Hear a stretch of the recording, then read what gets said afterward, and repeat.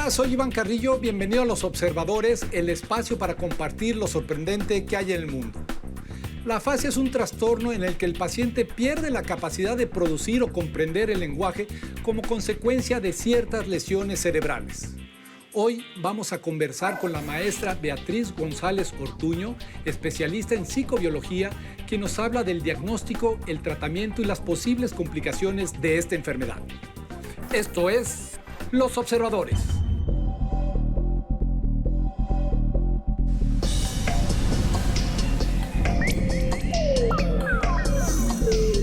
Beatriz, ¿cómo estás? Bienvenida a Los Observadores.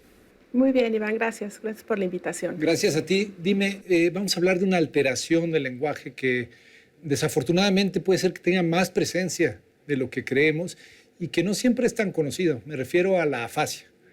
¿Qué te parece si empezamos por explicar qué es la afasia? Pues mira, la afasia es una alteración del lenguaje que ocurre como consecuencia de lesión cerebral en personas que han sido hablantes y oyentes normales de su propia lengua. Esto ocurre cuando hay un accidente vascular, es decir, todo lo que interrumpe la circulación de la sangre en el cerebro, un aneurisma, un infarto cerebral, un derrame o por un fuerte golpe en la cabeza, un traumatismo craneoencefálico. Todo esto va a interrumpir el flujo sanguíneo y va a afectar el área del lenguaje. Entiendo que también la afasia puede afectar la manera de comprenderlo. Exacto. Es no solo la expresión, sino también la comprensión y no solamente la parte oral, sino también escrita. Esto es comprender lo que lees o expresarte por escrito. ¿Cómo se da el diagnóstico? Platícame. Bueno, el diagnóstico es, de entrada, el diagnóstico es clínico. ¿Qué quiero decir? Que con base en la observación, tú te das cuenta que el paciente tiene dificultad, ya sea para comprender, para expresarse, tiene clara la idea, reconoce los objetos, pero no los puede denominar. Entonces, digamos que esto es el primer indicador. A ver, deja de detenerme ahí. ¿Cómo que reconoce objetos, pero no los puede nombrar? ¿Esa es una fase de Esa es una característica. Habíamos dicho que es tanto de comprensión o expresión. Pero los pacientes pueden tener también dificultad en la fluidez del lenguaje, es decir, la capacidad de encadenar los diferentes sonidos o fonemas para formar palabras o encadenar las palabras para formar frases. También puede haber dificultad para la repetición, que es un proceso auditivo-motor, y que, bueno, finalmente la repetición no nos ayuda a la comunicación, pero es también una clave diagnóstica. Por otro lado está la capacidad para decir los nombres de las cosas, denominar, que es lo que te digo, identifico el objeto, sé cómo se usa, lo reconozco, pero tengo anomia, no puedo decir cómo se llama. No lo pueden nombrar. Exacto. Todos recordamos el título célebre de Oliver Sacks de El hombre que confundió a su mujer con un sombrero. ¿Es a este grado de dificultad, de incomprensión lo que puede llegar a suceder? Sí, el caso en particular de ese capítulo es una agnosia, que es una falta de reconocimiento. Ya veo. Y sería más bien como por una entrada sensorial visual. No es que esté ciego, tengo la información, pero no la puedo integrar y reconocer en un todo. Pero son variantes, digamos, de un mismo trastorno. Están todos asociados, bueno, al conocimiento, a la percepción y al lenguaje. Sí, digamos como en cuanto a la entrada de información, la interpretación o integración y un canal de salida. Si son tan graves estas alteraciones, ¿cómo puede seguir un paciente, digamos, su vida dentro de la sociedad, integrado a su familia? Porque me imagino que cortar tus líneas de comunicación implica un aislamiento automático. Claro, de entrada, bueno, recordemos que el lenguaje es una capacidad humana que nos permite no solo la comunicación, sino también es una herramienta de pensamiento. Y esto va a repercutir en el momento en que no podemos comunicarnos, no solo en relaciones interpersonales, en las relaciones laborales, en la integración social. Entonces, sí es realmente muy dramático la consecuencia o la repercusión que hay alrededor de todo el entorno familiar del paciente. Porque, bueno, finalmente también puede ser tu herramienta de trabajo y a partir de aquí, bueno, va a haber que hacer una serie de cambios, ¿no? Hablábamos del diagnóstico, me dices, hay un reconocimiento, me imagino que por parte del neurólogo. Claro. Pero también habrá un pronóstico a partir de eso. ¿Cómo es este proceso hasta que el paciente llega a una terapeuta como tú? Sí, bueno, se hace el diagnóstico, que principalmente es neurológico. Posteriormente se hace de forma neurolingüística, es decir, cuáles son las partes del lenguaje o las áreas lingüísticas que se han afectado. Ese sería como el punto de partida para empezar a trabajar. Ahora, este diagnóstico también se corrobora mediante estudios de gabinete. una resonancia magnética, una tomografía que va a definir tanto la extensión de la lesión como la localización. En términos de pronóstico, esto va a ser importantísimo, que definamos en dónde está el daño y qué tan grande es. Ahora, ¿qué otras variables influyen? Pues la escolaridad del paciente. Digamos que a mayor escolaridad tienes una reserva cognitiva mayor de la que puedes echar mano. Es decir, ¿el cerebro de alguna forma puede adaptarse a la nueva situación? Sí, eso sería también otra capacidad, que es la plasticidad. Exacto, la plasticidad cerebral, que de alguna manera tiene esta capacidad de adaptación y de echar mano de otros recursos para que otras áreas realicen esa función. Ahora, ahí también incide mucho la terapia, porque la terapia lo que va a hacer justamente es como fomentar estas nuevas conexiones o estos nuevos contactos. Influye también la edad, un paciente joven tiene mejor pronóstico, influye también la lateralidad. ¿Por qué? Porque finalmente el lenguaje está representado o, digamos, sí, está asignado al hemisferio izquierdo. Entonces, digamos, el hemicuerpo derecho va a estar controlado por este hemisferio. Entonces, muchos pacientes que tienen afasia, según el daño, también van a tener hemiplegia, es decir, se les dificulta o mover ya sea la pierna o el brazo derecho. Entonces, esta variable también influye en términos de recuperación. ¿Qué sucede cuando finalmente está diagnosticado? Viene una recuperación difícil, además quizá del padecimiento original, que como dijimos puede ser un accidente cerebrovascular, pero ya cae en tus manos y se asigna a la terapia. ¿Cómo se da este proceso con el paciente y con la familia? Bueno, pues lo primero es hacer ese diagnóstico, que va a ser como una línea base o un punto de partida.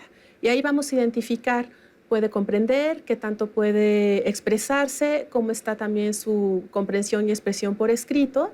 Y a partir de ahí se empiezan con ejercicios que son diseñados de forma como muy puntual y específica y digamos que se va teniendo un seguimiento.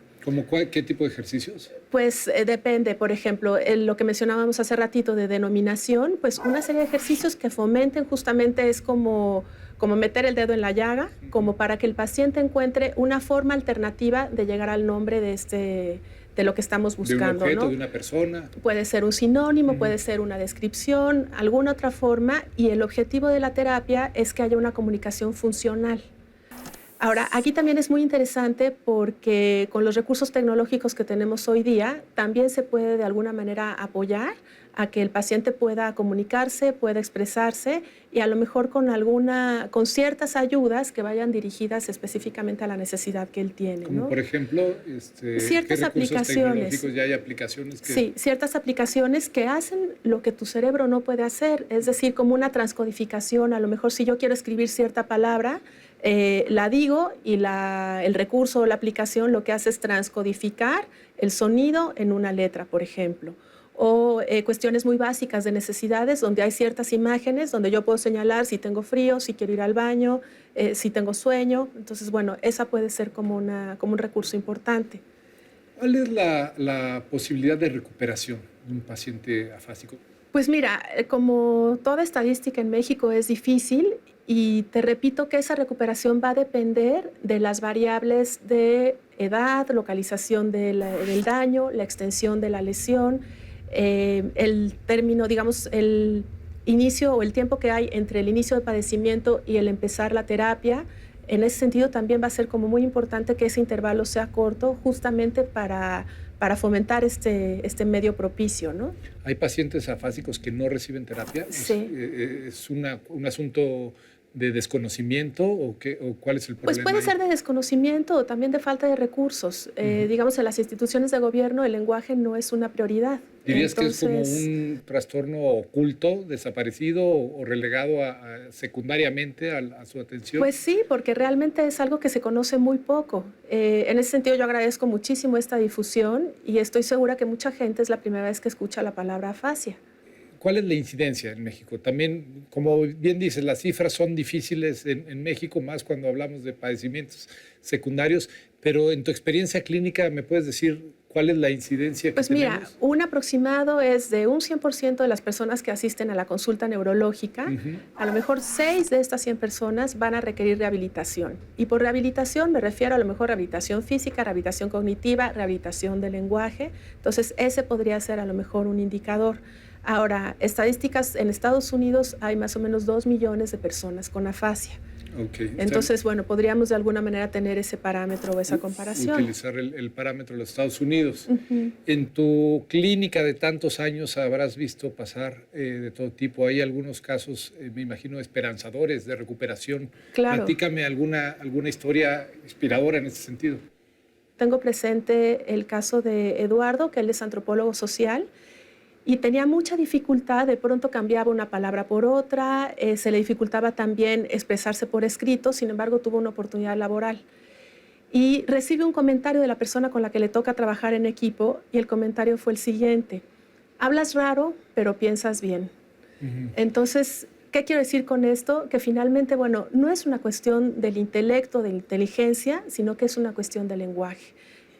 Tenemos otro paciente, Daniel, que él era licenciado en economía y tenía un puesto también muy ejecutivo.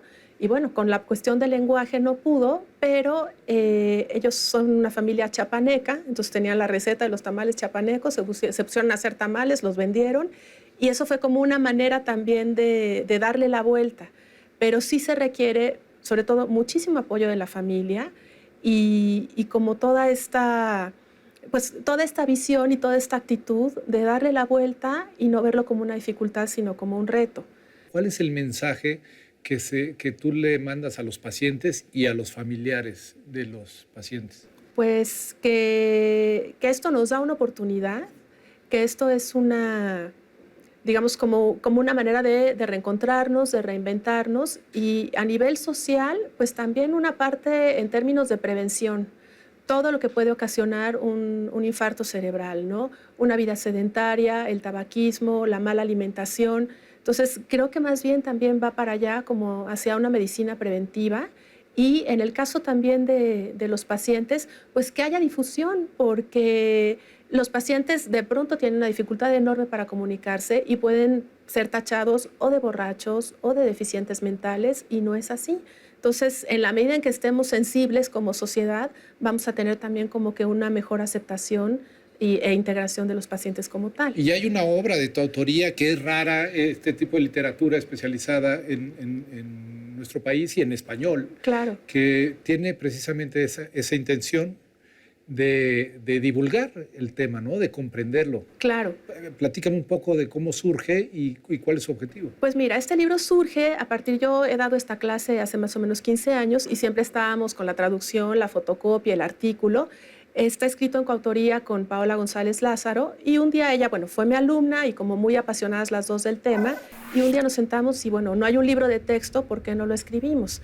Como bien dices, está escrito en castellano, está actualizado y toma en cuenta sobre todo un lenguaje muy sencillo, y no solo para los especialistas, sino también para los familiares. Entonces, el capítulo 8 también es muy bonito porque justamente quienes pueden hablar de lo que es la afasia son los propios pacientes. Claro. Entonces viene una serie de testimonios de qué se siente ser afásico, ¿no? Que es, bueno, la idea la tengo, pero en qué momento o de qué forma puedo expresar todo lo que tengo que no sea mediante el lenguaje.